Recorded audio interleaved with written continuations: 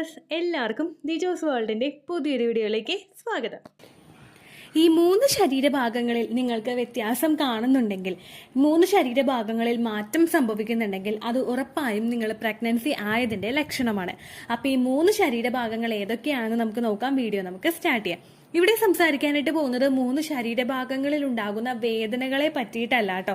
അതായത് നമുക്ക് abdomen pain, അല്ലെങ്കിൽ ലെഗ് പെയിൻ, അല്ലെങ്കിൽ ബാക്ക് പെയിൻ, ഇങ്ങനെയുള്ള വേദനകളെ പറ്റി ഒന്നുമല്ല സംസാരിക്കുന്നത്. ബോഡി ചേഞ്ചസിനെ പറ്റിയിട്ടാണ്. അതായത് ശരീരത്തിൽ വരുന്ന, ശരീരത്തിന്റെ ആകൃതിയിൽ വരുന്ന, അതിന്റെ സ്ട്രക്ചറിൽ വരുന്ന വ്യത്യാസം, അതും പ്രഗ്നന്റ് ആകുമ്പോൾ മാത്രം നമുക്കുണ്ടാവുന്ന വ്യത്യാസം. അതെന്തൊക്കെയാണെന്ന് നമുക്ക് നോക്കിയാലോ. അപ്പൊ നമുക്ക് വീഡിയോ സ്റ്റാർട്ട് ചെയ്യാം. ആദ്യം നമുക്ക് നമ്മുടെ മുകളിൽ നിന്ന് തന്നെ തുടങ്ങാം. അതായത് നമ്മുടെ തലയുടെ ഭാഗത്ത് നിന്ന് തന്നെ തുടങ്ങാം.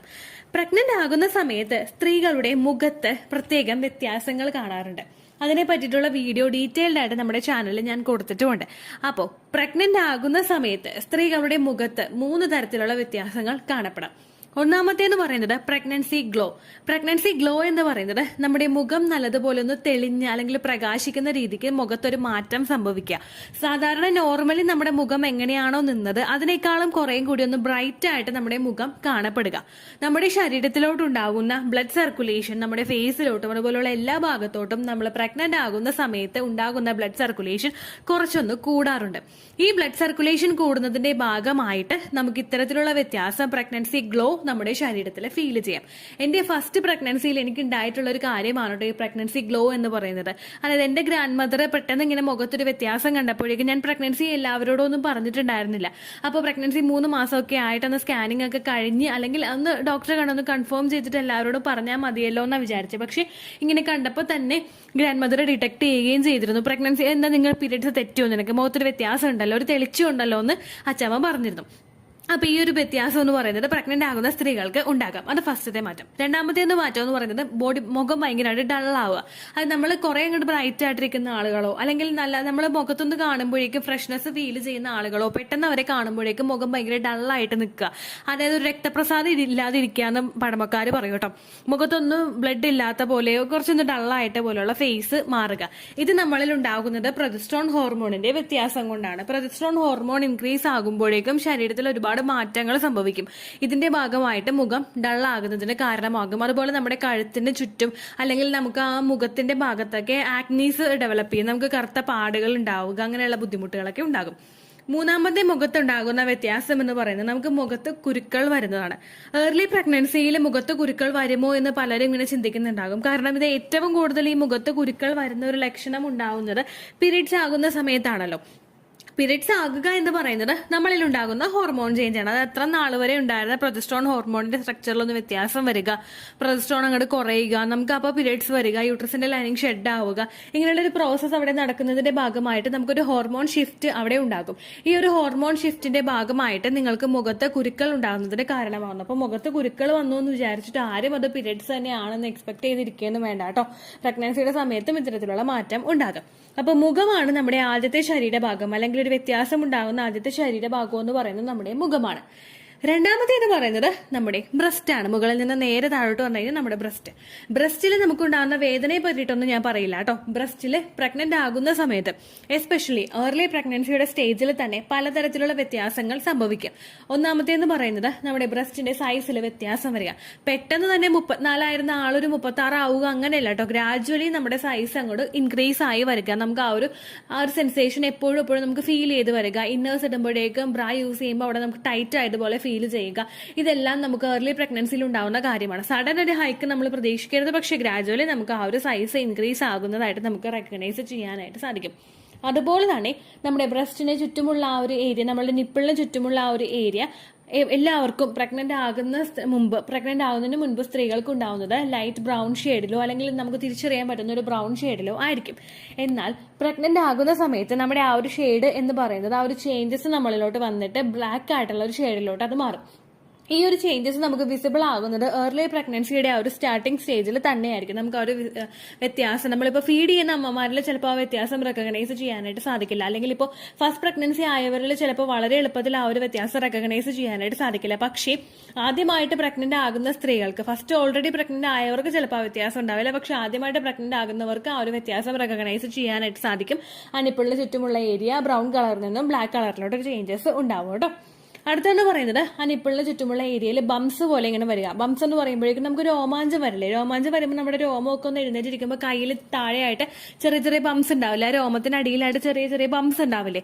അങ്ങനെയുള്ള ബംസ് നമുക്ക് ബ്രസ്റ്റിന് ചുറ്റും ഡെവലപ്പ് ആകുന്നത് പോലെ നമുക്ക് തോന്നുക. അതുപോലെ തന്നെ ബ്രസ്റ്റ് ഗ്രോ ആകുന്നതിന്റെ ഭാഗമായിട്ട് ബ്രസ്റ്റിന്റെ ആ ഒരു സ്റ്റാർട്ടിങ്ങിന്റെ ഭാഗത്ത്, ആ സ്കിന്നിന്റെ ആ ഒരു സ്റ്റാർട്ടിങ്ങിന്റെ ഭാഗം, നമ്മുടെ അണ്ടർ ആംസിന്റെ ആ ഒരു ഭാഗത്തൊക്കെ സ്ട്രെച്ച് മാർക്സ് ഡെവലപ്പ് ചെയ്ത് വരിക. സ്ട്രെച്ച് മാർക്സ് നമുക്ക് ഉണ്ടാകുന്നത് ആ ഒരു സ്കിൻ ഒന്ന് വലിയുമ്പോഴാണ്. ആ ഒരു ഗ്രോത്തിന് വേണ്ടിയിട്ട് നമ്മുടെ സ്കിന്ന് ഒന്ന് വലിയുന്നതിന്റെ ഭാഗമായിട്ട് നിങ്ങൾക്ക് സ്ട്രെച്ച് മാർക്സ് ഫീൽ ചെയ്യാനായിട്ട് സാധ്യതയുണ്ട് കേട്ടോ.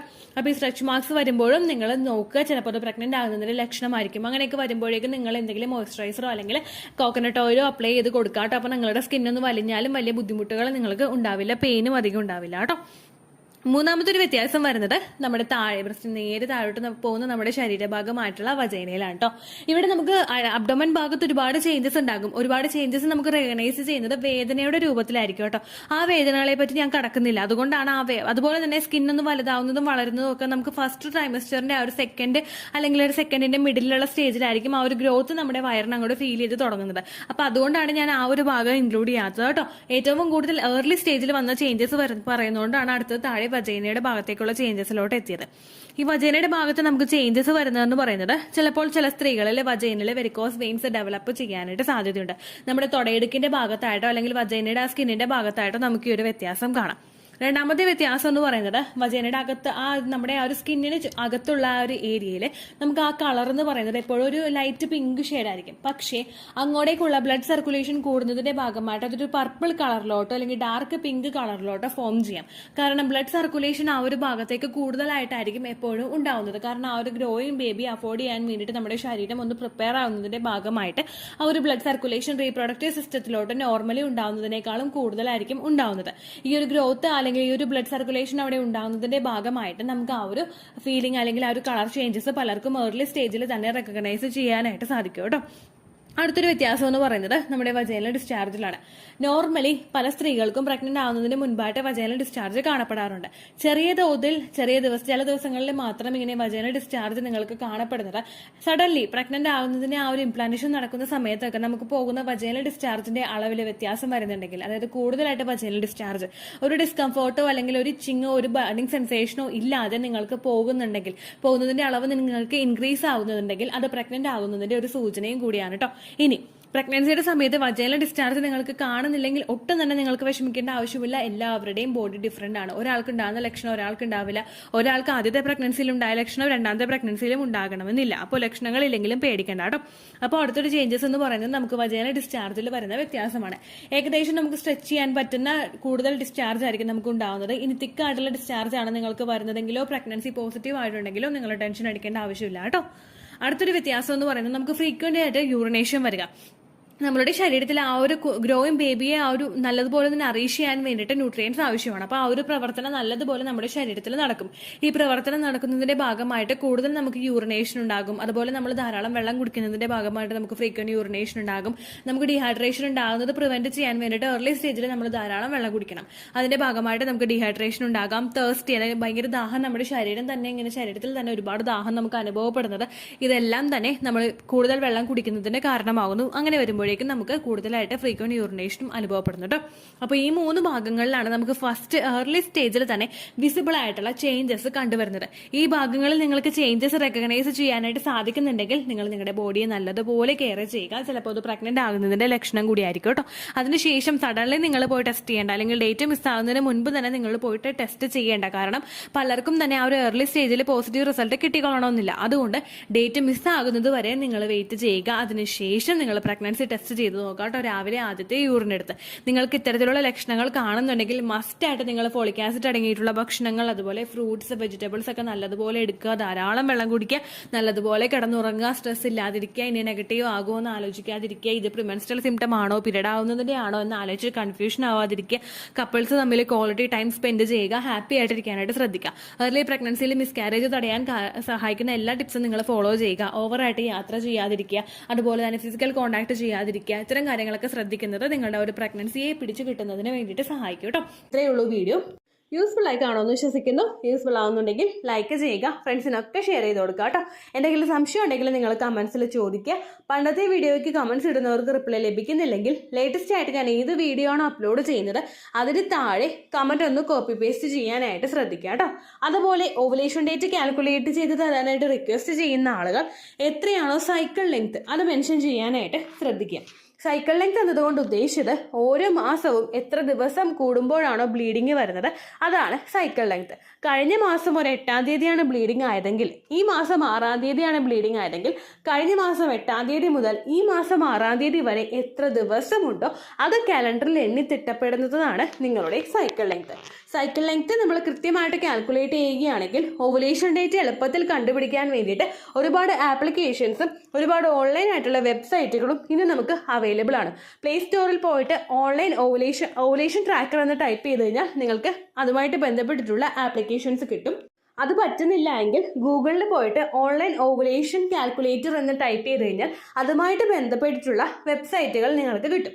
അതിൽ നിങ്ങളുടെ ലാസ്റ്റ് മന്തിലെ മെൻസ്ട്രേഷൻ്റെ ഡേറ്റും ഒപ്പം ഞാൻ ഈ പറഞ്ഞ രീതിക്ക് നിങ്ങൾ കാൽക്കുലേറ്റ് ചെയ്യുന്ന സൈക്കിൾ ലെങ്ത്തും എൻ്റർ ചെയ്ത് കൊടുക്കുകയാണെങ്കിൽ നിങ്ങൾക്ക് കൃത്യമായിട്ട് ഓവുലേഷൻ ഡേറ്റ് കണ്ടുപിടിക്കാനായിട്ട് സാധിക്കും. ഫെർട്ടൈൽ ടൈം പീരീഡും നിങ്ങൾക്ക് കിട്ടും. അതായത് എത്ര ദിവസം മുതൽ കോൺടാക്ട് ചെയ്ത് തുടങ്ങിക്കഴിഞ്ഞാൽ നിങ്ങൾ പ്രഗ്നൻ്റ് ആകും എന്നുള്ളൊരു ഡേറ്റും നിങ്ങൾക്ക് പ്രോപ്പറായിട്ട് കിട്ടും കേട്ടോ. ഇത് കാൽക്കുലേറ്റ് ചെയ്യുന്ന സമയത്ത് സൈക്കിൾ ലെങ്ത് കാൽക്കുലേറ്റ് ചെയ്യുന്ന സമയത്ത് നിങ്ങളുടെ ആ ഒരു കലണ്ടറിൽ നോക്കി തന്നെ നിങ്ങൾ കാൽക്കുലേറ്റ് ചെയ്യുക. പല മാസങ്ങളിലും 30-31 ദിവസമുണ്ട്, അതുകൊണ്ടാണ് അങ്ങനെ പറഞ്ഞത്. ഒപ്പം നിങ്ങൾക്ക് ബ്ലീഡിങ് തുടങ്ങിയ ദിവസത്തിന് വേണം നിങ്ങൾ ഡേ 1 ആയിട്ട് എടുക്കാൻ വേണ്ടിയിട്ട്. സ്പോട്ടിങ് തുടങ്ങിയ ദിവസത്തിനെ, അതായത് ചെറുതായിട്ട് ഡിസ്ചാർജ് പോയി തുടങ്ങിയ ദിവസത്തിനെ നിങ്ങൾ കൺസിഡർ ചെയ്യേണ്ട ആവശ്യം ഇല്ല കേട്ടോ. അപ്പോൾ ഇത്രയേ ഉള്ളൂ വീഡിയോ. അടുത്തൊരു വീഡിയോ ആയിട്ട് നമുക്ക് വീണ്ടും കാണാം. ബൈ.